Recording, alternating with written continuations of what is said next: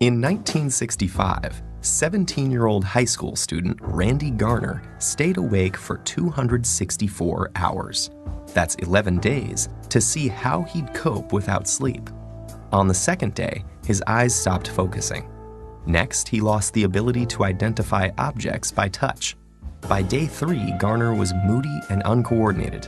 At the end of the experiment, he was struggling to concentrate, had trouble with short-term memory, became paranoid, and started hallucinating.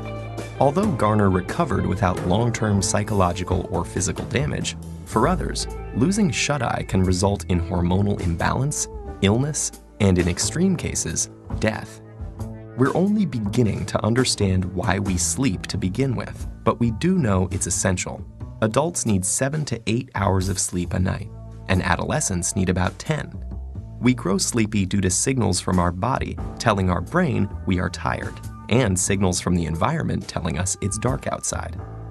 The rise in sleep-inducing chemicals like adenosine and melatonin send us into a light doze that grows deeper, making our breathing and heart rate slow down and our muscles relax.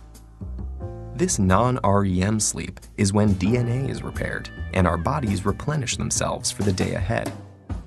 In the United States, it's estimated that 30% of adults and 66% of adolescents are regularly sleep-deprived. This isn't just a minor inconvenience. Staying awake can cause serious bodily harm. When we lose sleep, learning, memory, mood, and reaction time are affected. Sleeplessness may also cause inflammation, hallucinations, high blood pressure, and it's even been linked to diabetes and obesity. In 2014, a devoted soccer fan died after staying awake for 48 hours to watch the World Cup. While his untimely death was due to a stroke, studies show that chronically sleeping fewer than 6 hours a night increases stroke risk by 4.5 times compared to those getting a consistent 7 to 8 hours of shut-eye. For a handful of people on the planet who carry a rare inherited genetic mutation, sleeplessness is a daily reality. This condition, known as fatal familial insomnia, places the body in a nightmarish state of wakefulness, forbidding it from entering the sanctuary of sleep. Within months or years, this progressively worsening condition leads to dementia and death. How can sleep deprivation cause such immense suffering? Scientists think the answer lies with the accumulation of waste products in the brain. During our waking hours, our cells are busy using up our day's energy sources, which get broken down into various byproducts, including adenosine. As adenosine builds up, it increases the urge to sleep, also known as sleep pressure. In fact, caffeine works by blocking adenosine's receptor pathways.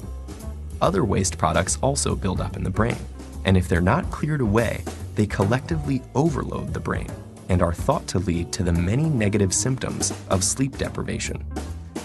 So what's happening in our brain when we sleep to prevent this? Scientists found something called the glymphatic system, a cleanup mechanism that removes this buildup and is much more active when we're asleep. It works by using cerebrospinal fluid to flush away toxic byproducts that accumulate between cells.